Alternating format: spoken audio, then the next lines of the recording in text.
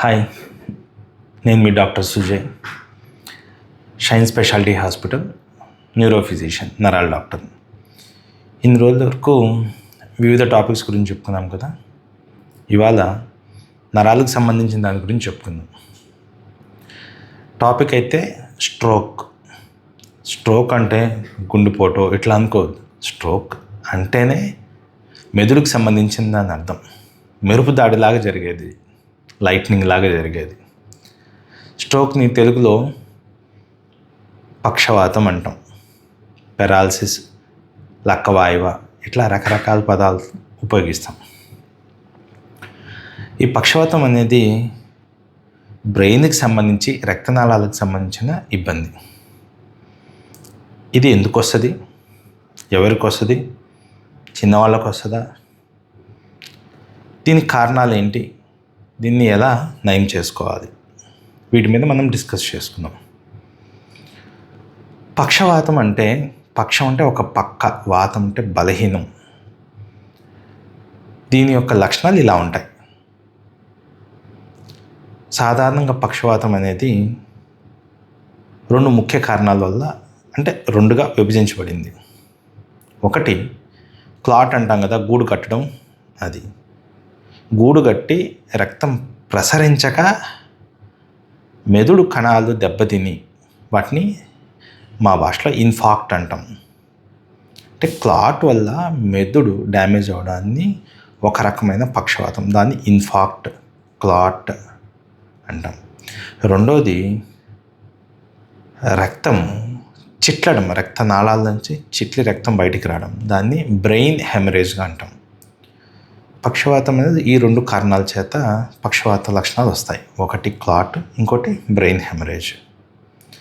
అసలు ఇది ఎవరికి వస్తుంది, ఎంత వయసుకు వస్తుంది?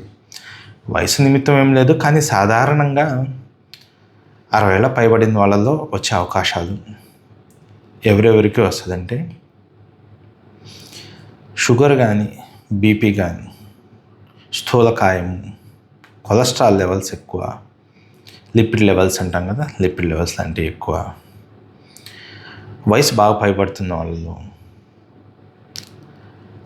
ధూమపానము, స్మోకింగ్, మద్యపానము, ఆల్కహాల్ యూజ్ ఎక్కువ ఉన్న వాళ్ళలో ఈ లక్షణాలు వస్తాయి. అది హెమరేజ్ ఎవరిలో వస్తుంది అంటేను, హెమరేజ్ బాగా బీపీ ఎక్కువైపోవడము, కంట్రోల్ లేకుండా అయిపోవడము, టెన్షన్ పడడము. సాధారణంగా బీపీ 230/130 రైజ్ అయితే ఖచ్చితంగా హెమరేజ్ అవుతుందండి.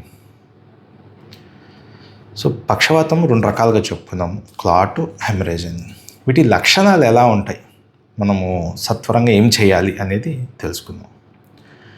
లక్షణాలని మేము బీ ఫాస్ట్ అనే పదంతో పరిగణిస్తాం. బీ ఫాస్ట్ అంటే BEFAST అని అర్థం. బి అంటే బ్యాలెన్స్. ఉన్నట్టుండి ఒక మనిషి ఇబ్బందులు, నడిచే దాంట్లో ఇబ్బంది, తొణుకుతూ నడవడం, బ్యాలెన్స్ లేకుండా నడుస్తూ ఉంటాయి.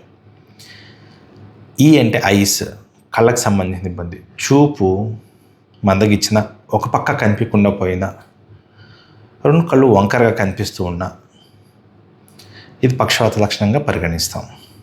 అండ్ మిగిలింది FAST. ఎఫ్ అంటే ఫేస్, ముఖం, ఒక పక్క మూతి శక్తి కోల్పోవడం, అంటే మూతి వంకర పోవడం, నవ్వినప్పుడు, మాట్లాడినప్పుడు మూతి ఒక సైడ్కి పోతున్నట్లుగా ఉండడం. తర్వాత ఏ అంటే ఆర్మ్, చెయ్యి బలహీనం అవడం, వీక్నెస్, ఎత్తితే ఎత్తలేకపోవడం, పడిపోవడం, గ్రిప్ పట్టుకోలేకపోవడం. తర్వాత ఫాస్ట్లో FA అయిపోయింది. S అంటే స్పీచ్ అంటే మాట్లాడుతున్నప్పుడు ముద్దగా రావడము, లేదా గుర్తుపట్టలేకపోవడము, మర్చిపోవడము, పేర్లు మర్చిపోవడము, కొద్ది మాట్లాడి ఆపడము, లేదా మాట్లాడింది అర్థం కాకపోవడము. తర్వాత లాస్ట్ది T అంటే టైం. ఇది చాలా ఇంపార్టెంట్ అండి. టైం అనేది ఎంత ఇంపార్టెంట్ అంటే దానికి ఇమీడియట్గా యాక్షన్ తీసుకోవచ్చు, వేటిల్లో తీసుకోవచ్చు అనేది ఇంకొక పార్ట్లో చెప్పుకుందాం, సరేనా?